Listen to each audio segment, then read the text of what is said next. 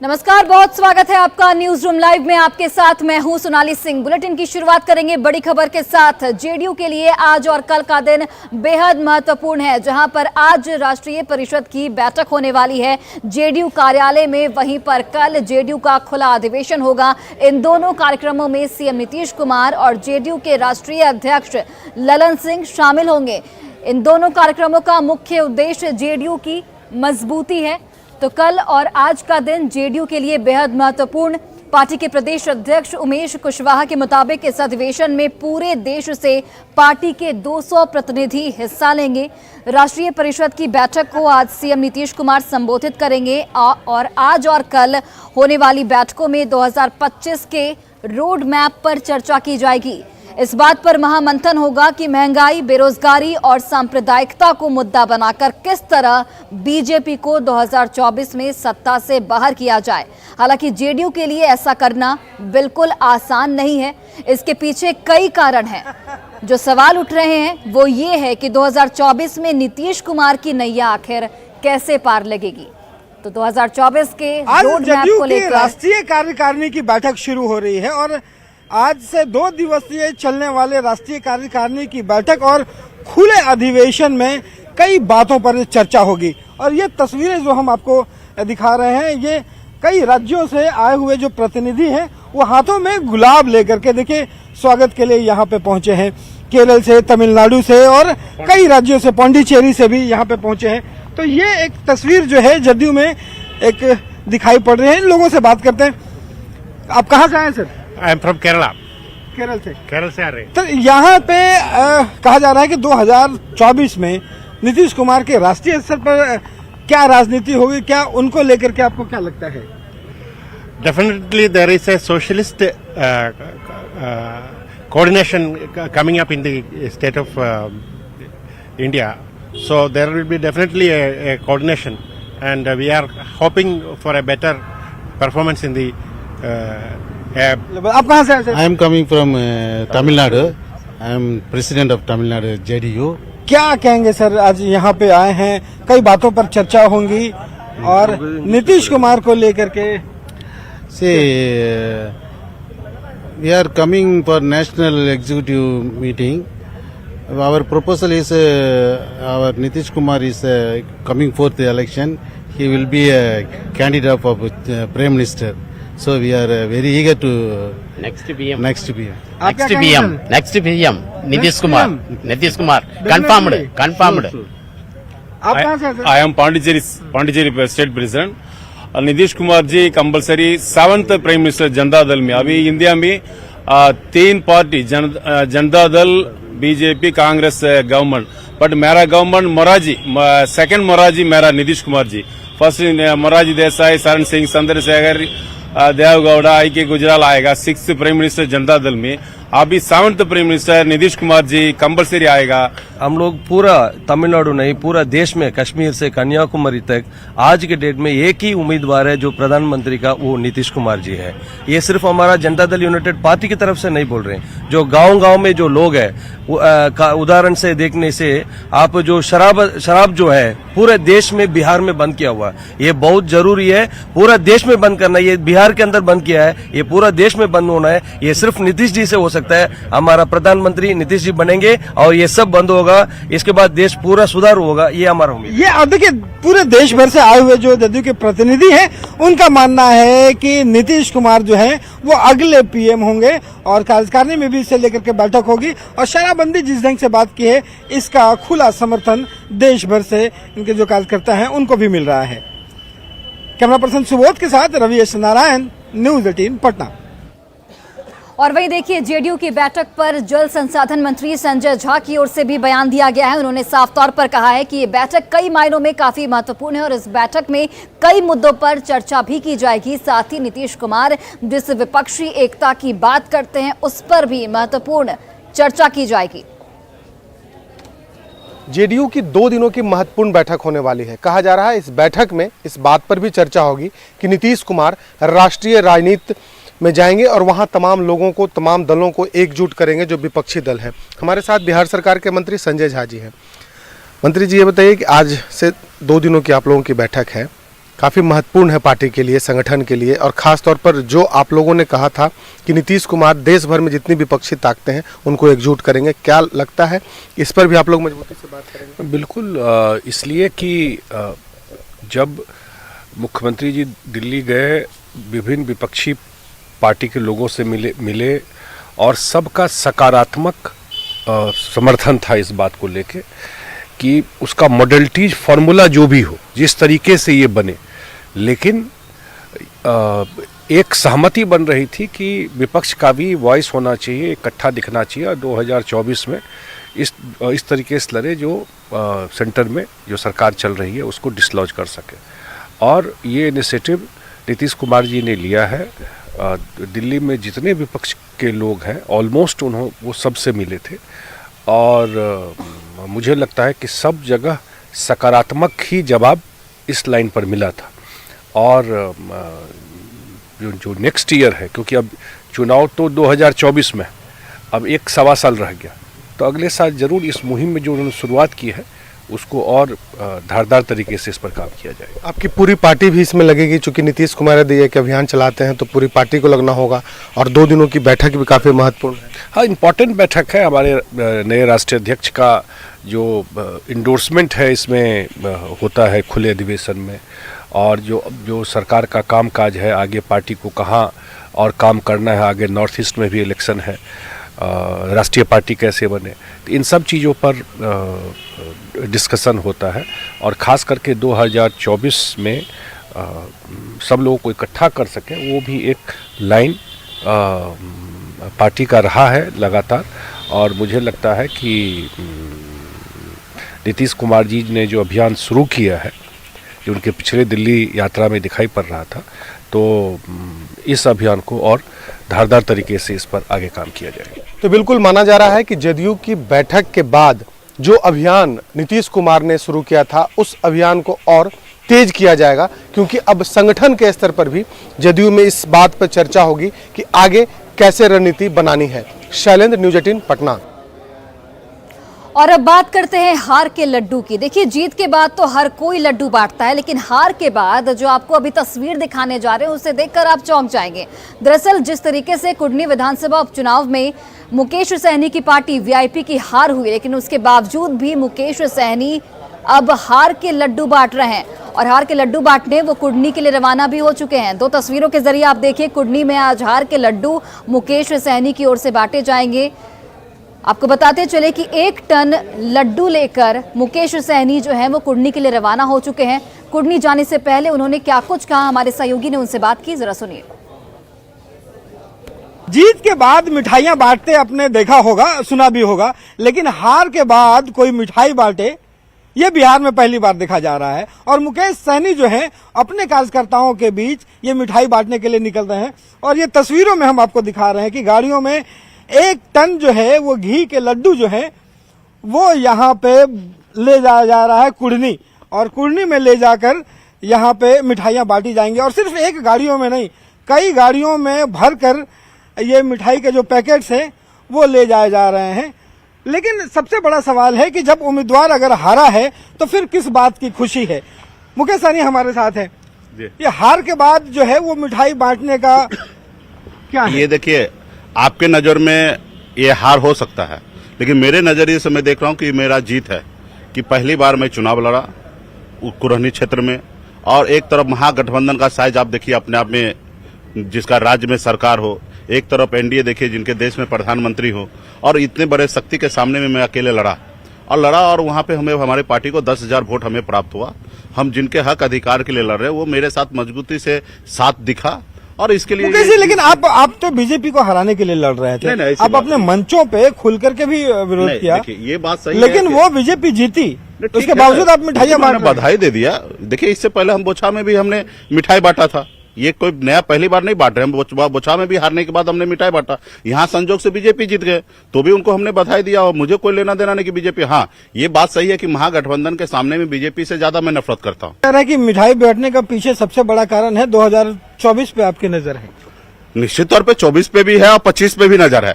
हम अपने लोगों को मतलब बूस्टअप करना चाहते हैं, उनको बताना चाहते हैं कि आप निराश मत होइए। आप 10,000 वोट लाए हैं और बिहार में आपने इतिहास रच दिया। जो 32 साल में जो 3 नेता के बाद चौथा नेता आपने जन्म दे दिया, इसमें आप खुशी मनाइए, इसको आप हार में नहीं लीजिए। और जिन्होंने वोट दिया उनको धन्यवाद दूंगा, जिन्होंने नहीं दिया उनको भी धन्यवाद दूंगा। तो मुकेश सहनी का कहना है कि ये जो घी के बने लड्डू हैं वो उम्मीदवार भले ही हारे हैं लेकिन वो बेकार नहीं जाएगा और कार्यकर्ताओं के बीच बांटी जाएगी और 2024 और 25 की रणनीति जो है वो भी तय होगी।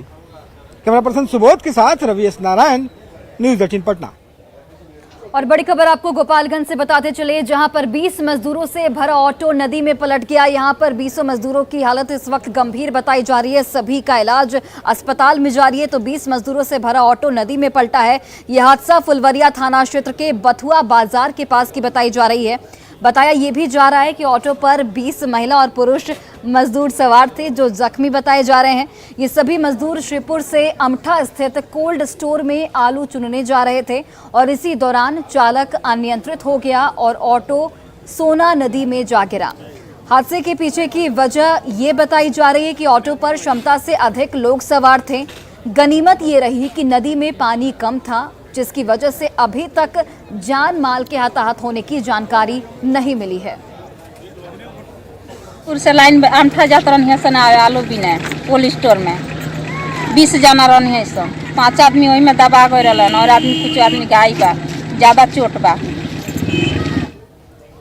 और केंद्र और राज्य सरकार के सहयोग से कटिहार में पहला उसना मिल शुरू हो चुका है। ये जो मिल है वो हाईटेक सुविधाओं से लैस है और इस मिल के शुरू होने से जो आम जनता है वहां की उन्हें बहुत फायदा मिलेगा। जायजा लिया हमारे सहयोगी सुब्रत गुहा ने, देखिए। केंद्र और राज्य सरकार लोगों के सेहत के लिए लगातार प्रयासरत है, कैसे जो देश के लोगों का सेहत बेहतर किया जाए और इसी को लेकर एक बेहतर पहल हो रहा है। पहली बार कटिहार जैसे ज़िले में लोगों को फोर्टिफाइड राइस उपलब्ध करवाने के लिए जो निजी जो संस्था है उनके द्वारा सरकारी सहयोग से इस तरह का मिल का लगाया गया है। और ये कटिहार जिला का पहला मिल है जहां अब अरवा की जगह उसना चावल होगा, वो बिल्कुल फोर्टिफाइड राइस होगा। कंपनी से जुड़े हुए जो लोग हैं वो हमारे साथ हैं, आइए बात करते हैं। जो क्या प्रयास है, किस तरह का फोर्टिफाइड राइस क्या है और इससे क्या लाभ होगा? इससे लाभ जो है डायरेक्ट जो है गरीब आदमियों को मिलना जा रहा है, क्योंकि वो गरीब है वो अच्छा भोजन नहीं कर पा रहे, ना साग सब्जी, ना दूध दही, ना मांस मछली। इस कारण सरकार का पूरा केंद्र सरकार का लक्ष्य है कि हर घर में जो प्रोटीन युक्त चावल मिलना चाहिए। कि मुख्य भोजन चावल हम लोगों का यहाँ पे है, चावल ही खाता है, जिसमें उसना चावल, अरवा चावल नहीं। फोर्टिफाइड से लोगों का न्यूमोनिया और इसका न्यूमोनिया और इसका कुपोषण दूर होगा। और यहाँ जो है 300 से लगभग 350 तक जो भी हैं, मान लीजिए कि लोडिंग अनलोडिंग, आपको ऑफिशियल वर्क जो हम लोग के यहाँ जो काम होगा, 350 परिवार को जो है यहाँ से भरण पोषण होगा। कटिहार जैसे इलाके के लिए एक बहुत बेहतर सुविधा है। आपको दिखाते हैं एक बार फिर इस तरह से जो चावल है स्टॉक होना शुरू है और एक बड़ा सा मिल कोशी जो उनका ये सबसे बड़ा मिल बताया जा रहा है। और यहाँ जो सरकार अब जो लोगों के लिए इस तरह से फोर्टिफाइड राइस उपलब्ध करवाने के लिए इस तरह का पहला सुविधा शुरू किया है। निश्चित तौर पर यह सुविधा लोगों को सेहतमंद बनाने की दिशा में बेहतर साबित हो सकता है। सुब्रत, न्यूज़ 18 कटिहार। और गोपालगंज से आपको खबर बताते हैं, जहां पर जमीन माफियाओं ने 75 साल पुरानी पुस्तकालय की करोड़ों की जमीन को बेच दिया है। जहां कभी इस जमीन पर पुस्तकालय हुआ करता था, वहां पर अब ऊंची ऊंची बिल्डिंगें बना दी गई हैं। इस खुलासे के बाद अब प्रशासन महकमे में हड़कंप मच गया है और डीएम ने खुद इस मामले को संज्ञान में लेते हुए एक टीम का गठन किया है जो इस पूरे मामले की जांच करेगी। दरअसल मांझागढ़ थाने के मांझा बाजार में जिस जगह पर आलीशान बिल्डिंग दिख रही है, यहां कभी सरकारी पुस्तकालय हुआ करता था। करोड़ों की जमीन को अंचल कार्यालय से मिलकर भूमाफियाओं ने बेच डाला है। 3 कट्ठा 15 धुर में फैले ऐतिहासिक केशव पुस्तकालय का नॉमिनेशन तक मिट गया है। यहाँ बड़ी बड़ी बिल्डिंगें बना दी गई हैं। 1947 से संचालित केशव पुस्तकालय में पूर्व सीएम अब्दुल गफूर, सांसद रघुनाथ झा समेत कई लोगों ने अपनी किताबें दान दी थी। यहाँ ग्रामीण इलाकों से काफी संख्या में छात्र अध्ययन करने पहुंचते थे। कोविड काल के दौरान पुस्तकालय को तोड़कर उसकी जमीन की जमाबंदी करा दी गई और उसके बाद आनन फानन में लोगों के हाथों उसे बेच दिया गया। पुस्तकालय से जुड़े लोगों के मुताबिक ये भी कहा जाता है कि यहाँ सुभाष चंद्र बोस भी आए थे। वहीं इस पूरे मामले में डीएम डॉक्टर नवल किशोर चौधरी ने कहा है कि शिक्षक की गिरफ्तारी के लिए पुलिस लगातार छापेमारी कर रही है। केशव पुस्तकालय बहुत ऐतिहासिक पुस्तकालय था और यह बहुत चिंताजनक स्थिति है कि एक सांस्कृतिक जगह को, एक ऐतिहासिक धरोहर को प्रशासन के आंख के सामने और ये समाप्त हो गया और यह चिंता का विषय है। ऐतिहासिक धरोहर को बचाना हमारा दायित्व बनता है। देखिए, यह अब जांच जब पूरी हो जाएगी तब यह स्पष्ट होगा कि ज़मीन किसकी थी, या ज़मीन सरकारी थी या किसी एस्टेट की थी या किसी रैयत की थी। यह जांच होने के बाद ही स्पष्ट हो पाएगा। उस केशव पुस्तकालय की जो ज़मीन बेची गई उसमें जांच चल रही है। हाँ, टीटीओ की अध्यक्षता में यानी जिला परिवहन पदाधिकारी की अध्यक्षता में एसडीओ गोपालगंज और डीसीएलआर गोपालगंज की टीम बनाया है। जो टीम पिछले 1 साल में उस अंचल में हुए सभी म्यूटेशन की जांच, साथ ही म्यूटेशन हेतु जितने आवेदन पड़े हैं उनमें से कुछ रिजेक्टेड हुए हैं उनकी जांच बृहद रूप से करेंगे। और देखिए, अब इस मामले के सामने आने के बाद मांझा प्रखंड के सीईओ जो हैं उनकी मुश्किलें बढ़ती जा रही है। डॉक्टर नवल किशोर चौधरी ने फिलहाल उन्हें सीएम पद से हटा दिया। आपको ये भी जानकारी देते चले कि इस पूरे मामले में सीईओ इस वक्त विवादों के घेरे में है। विवाद उन पर बढ़ता जा रहा है। भूमाफियाओं ने जिस तरीके से पुस्तकालय की जमीन पर करोड़ों की जमीन खड़ी कर दी, उसके बाद अब ये मामला तूल पकड़ता जा रहा है। शिक्षक गोपालगंज से फिलहाल फरार बताए जा रहे हैं। डीएम डॉक्टर नवल किशोर चौधरी ने सीईओ शाहिद अख्तर को फिलहाल तत्काल प्रभाव से हटा दिया है। बरौली के आरओ को मांझा सीईओ का इस वक्त प्रभार सौंपा गया है। ये पूरी कार्रवाई शिक्षक से जमीन माफिया बने संतोष महतो के घर पर सरकारी दस्तावेज, जमाबंदी के कागजात, सीईओ के मोहर रसीद मिलने के बाद की गई है। फिलहाल आरोपी शिक्षक पूरे परिवार के साथ घर छोड़कर फरार है। मांझा बाजार की ऐतिहासिक केशव पुस्तकालय समेत कई सरकारी जमीन की बिक्री करने का मामले में पुलिस इस वक्त आरोपी शिक्षक की तलाश में जुट गई है। गोपालगंज से इस पर अधिक जानकारी दे रहे हैं हमारे सहयोगी गोविंद कुमार। गोपालगंज में करोड़ों की सरकारी जमीन की जमाबंदी कर बेचे जाने का खुलासा न्यूज़ 18 के द्वारा किए जाने के बाद डीएम ने मांझा प्रखंड के जो अंचल पदाधिकारी हैं शाहिद अख्तर, उन्हें तत्काल प्रभाव से हटा दिया है और बरौली के आरओ को प्रभार सौंपा गया। इसके अलावा लंगोटू हाता मिडिल स्कूल के जो शिक्षक हैं संतोष महतो, शिक्षक से जब जमीन माफिया बने तो उन पे एफआईआर भी अब दर्ज कर ली गई है और उनकी गिरफ्तारी के लिए पुलिस छापेमारी कर रही है। शिक्षक संतोष महतो के घर जब छापेमारी की गई तो वहां से सरकारी दस्तावेज मिले, सरकारी अधिकारियों के मोहर मिले, इसके अलावा प्रिंट समेत कई ऐसे कागजात मिले जिसे जब्त कर लिया गया है और सीईओ की भूमिका को भी खंगाला जा रहा है। गोपालगंज में ये तीसरे सीईओ हैं जब इनके ऊपर कार्रवाई की जा रही है। इसके पहले कुचायकोट प्रखंड के अंचल पदाधिकारी थे उज्जवल कुमार, उन्हें सस्पेंड किया गया था और उसके बाद जो है बरौली प्रखंड के अंचल पदाधिकारी थे उन पर कार्रवाई की गई और सस्पेंड करने के लिए विभाग को पत्र लिखा गया और अब जो है मांझा प्रखंड के सीईओ शाहिद अख्तर की मुश्किलें बढ़ती जा रही है और इन पर जांच के लिए एक टीम का गठन किया गया है। कैसे सरकारी जमीन की जमाबंदी कराकर माफियाओं के हाथों बेच दिया, क्या इसमें अधिकारियों की भी भूमिका संदिग्ध है? अब इस पूरे मामले की डीएम की ओर से जांच कराई जा रही है। न्यूज़ 18 को कुछ ऐसे दस्तावेज भी लगे हैं जिससे खुलासा सामने हो पाया है और पूरे मामले की डीएम की ओर से जांच कराई जा रही है। अब देखने वाली बात होगी कि जो सरकारी ज़मीन है केशव पुस्तकालय की, इसके अलावा अन्य जगहों की, उसे प्रशासन कब तक मुक्त करा पाता है। गोविंद कुमार, न्यूज़ 18 गोपालगंज। और आपको बताते चले कि गोपालगंज के सबैया एयरपोर्ट पर अतिक्रमण के मुद्दे को जेडीयू के सांसद की ओर से लोकसभा में उठाया गया है। ये भी आपको जानकारी देते चले कि यहाँ पर जिस एयरपोर्ट को विकसित करने की जिम्मेदारी केंद्र सरकार की ओर से राज्य सरकार को दी गई थी, वो एयरपोर्ट विकसित नहीं हो पाया है और इसी का मुद्दा लोकसभा में जेडीयू सांसद डॉक्टर आलोक कुमार सुमन की ओर से उठाया गया है। विकसित किया जाना चाहिए, उनकी ओर से ये बातें कही गई हैं, लेकिन अतिक्रमण की वजह से काम शुरू नहीं हो सका है।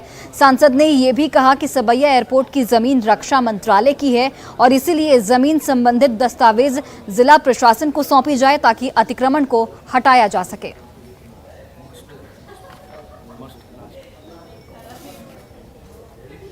संसदीय क्षेत्र गोपालगंज के हथुआन मंडल स्थित बंद पड़े सबैया एयरपोर्ट का अतिक्रमण हटाने एवं बिडिंग कराने के लिए आपके माध्यम से माननीय रक्षा मंत्री जी एवं माननीय उड्डयन मंत्री जी से आग्रह कर रहा हूँ। सबिया एयरपोर्ट रक्षा मंत्रालय का है जो उड़ान योजना में शामिल है महोदय। इसे 1011 लोगों द्वारा 338.66 एकड़ भूमि पर अतिक्रमण कर लिया गया है। इसके अतिक्रमण को हटाने के लिए रक्षा संपदा अधिकारी दानापुर द्वारा अब तक जमीन से जुड़े सभी कागजात उपलब्ध नहीं कराए जा सके, जिसके चलते जिला प्रशासन को अतिक्रमण हटाने के लिए कानूनी अड़चन का सामना करना पड़ रहा है। मैंने भी कई बार दूरभाष पर एवं लिखित रूप से उनको दस्तावेज उपलब्ध कराने के लिए आग्रह किया है, लेकिन अभी तक दस्तावेज उपलब्ध नहीं कराया गया। अतः महोदय, मैं आपके माध्यम से माननीय रक्षा मंत्री जी, माननीय उड्डयन मंत्री जी से ये आग्रह करता हूं कि सबिया एयरपोर्ट पर कमर्शियल फिजिबिलिटी को देखते हुए और उड़ान योजना के तहत बोली की प्रक्रिया, परिचालन विधि और अतिक्रमण हटाने के लिए मंत्रालय के संबंधित अधिकारियों को निर्देश दिया जाए महोदय।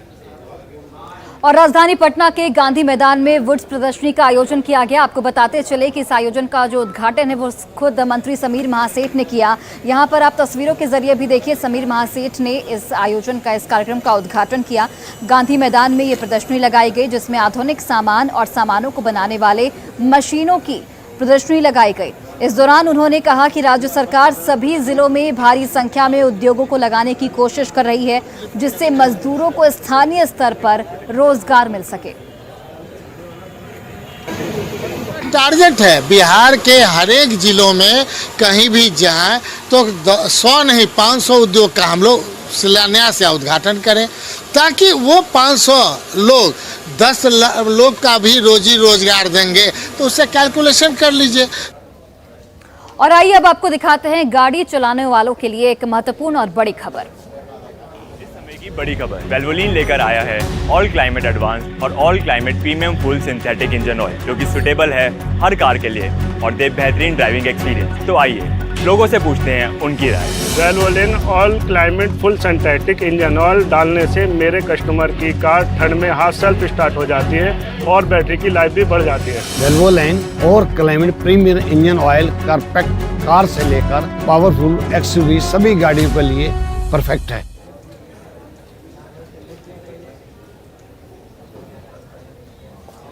और आपको बड़ी खबर बता रहे हैं चाईबासा से, जहां पर आईडी ब्लास्ट की जानकारी मिल रही है। तो बड़ी जानकारी चाईबासा से, जहां पर आईडी ब्लास्ट की जानकारी मिल रही है। आपको बताते चले कि जवान जो है वो जख्मी बताए जा रहे हैं। एंटी नक्सल ऑपरेशन के दौरान ये धमाका हुआ है। तो बड़ी जानकारी चाईबासा से, बड़ी खबर, जहां पर कोबरा बटालियन का जवान जख्मी बताया जा रहा है। तो इस वक्त की सबसे बड़ी खबर आपको बता रहे हैं, एयरलिफ्ट कर जवान को रांची लाया गया है, जहां पर जवान का इलाज किया जाएगा। तो यहां पर तस्वीरों के जरिए भी आपको दिखा रहे हैं, चाईबासा में आईडी ब्लास्ट हुआ जिसमें एक जवान जख्मी बताया जा रहा है। एंटी नक्सल ऑपरेशन के दौरान धमाका होता है और इसमें एक जवान, कोबरा बटालियन का ये जवान बताया जा रहा है जो कि जख्मी है। और फिलहाल इस बुलेटिन में बस इतना ही। आप देखते रहिए न्यूज़ 18 बिहार झारखंड।